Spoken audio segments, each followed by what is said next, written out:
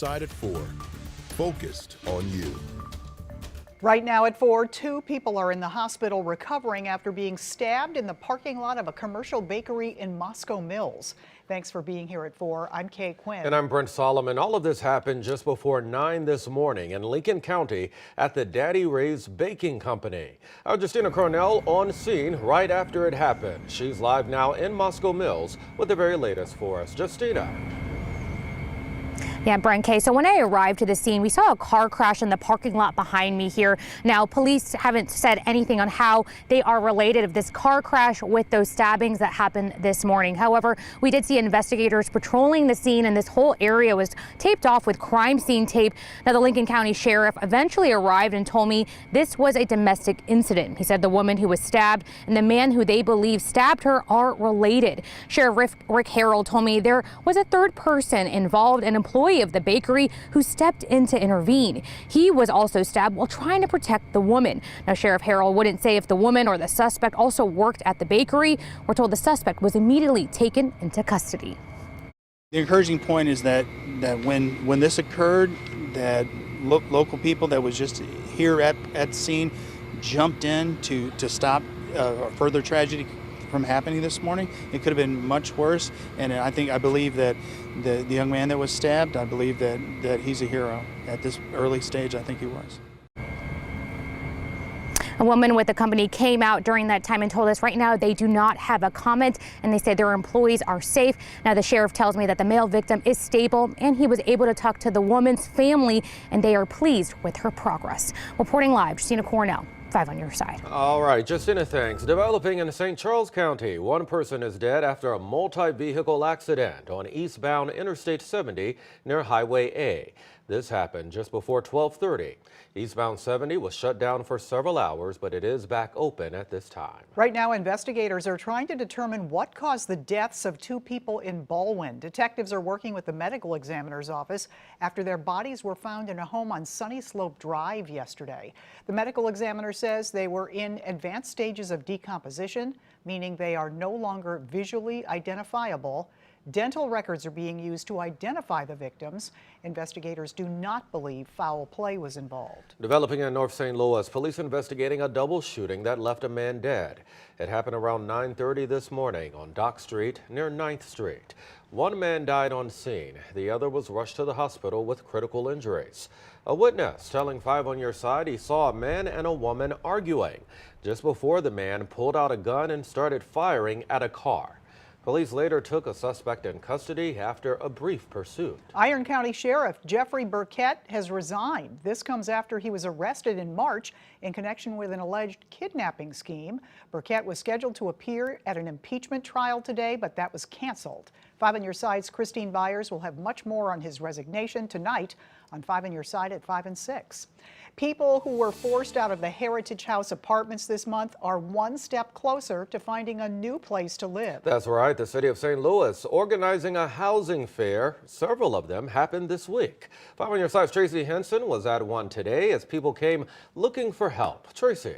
Kelly and Brent, this was day 2 of the housing fair. Now, yesterday, nearly 90 people were connected with housing resources and case management agencies. No exact numbers today, but I can tell you it was very busy when I arrived right as the event was getting started. I spoke with many residents who didn't want to go on camera today, but told me that they are grateful for the help. They do wish there was some way they could just go home to Heritage House. But when pipes burst in the building earlier this month, it washed away that possibility, at least for the next year. In the meantime, numerous agencies and property managers showed up at the St. Louis Airport Hilton to offer a helping hand. The city helped organize the fair, and Mayor Tashara Jones says it's not a usual job for the office to pick up. Normally, no. This is outside of our scope, but there are so many residents that were affected by the water main breaks during the cold snap that we had that they were put out of their homes. Almost 150 seniors now have nowhere to live.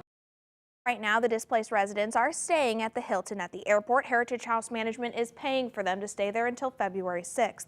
Mayor Jones told me the goal was to find those seniors homes even if those homes are outside of the city of St. Louis. All right, thank you, Tracy. Well, it is the last day of January, but it sure doesn't feel like it when you step outside. Sunny and in the 50s right now. Chief Meteorologist Scott Connell in the Weather First Weather Center. Scott, almost a hint of spring in the air this week. And I think that hint will grow even bigger tomorrow.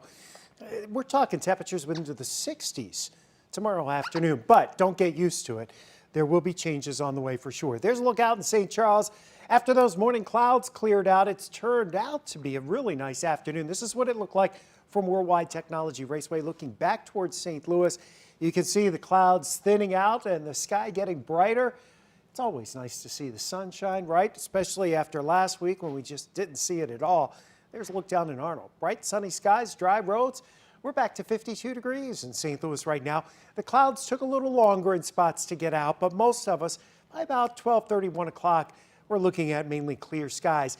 If you look far enough to the west, you find temperatures that are way up into the 60s, out towards Wichita, down towards Tulsa, flirting with 70 degrees. Don't think we'll get that warm tomorrow, but we are going to push those temperatures into the 60s tomorrow.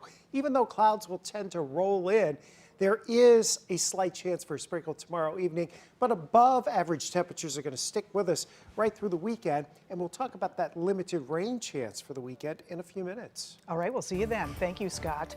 Fallout continues from that deadly drone attack in the Middle East as President Biden says he has decided on a response. That's right. The White House says Iran-backed militants launched the weekend strike that killed 3 U.S. soldiers and injured dozens more on an U.S. base in Jordan. Iran denies any involvement, but overnight, a different group supported by Iran attempted a strike against the U.S. The Pentagon says a militant group known as the Houthis fired an anti-ship cruise missile toward the Red Sea, shot down by a U.S. destroyer. President Biden is also growing weary of a growing conflict in the Middle East. Sure, it feels good. It feels macho to say that we are going to destroy our enemies. But at this time, what the United States often does best is not simply go in half-cocked. The question for the commander-in-chief is whether his actions in the coming days will convince Iran and its proxies that America's tolerance has been exhausted. And this is all happening while Biden seeks to win re-election. Former President Donald Trump releasing a statement last night saying, quote, "Never has it been more clear that Joe Biden simply cannot be commander-in-chief."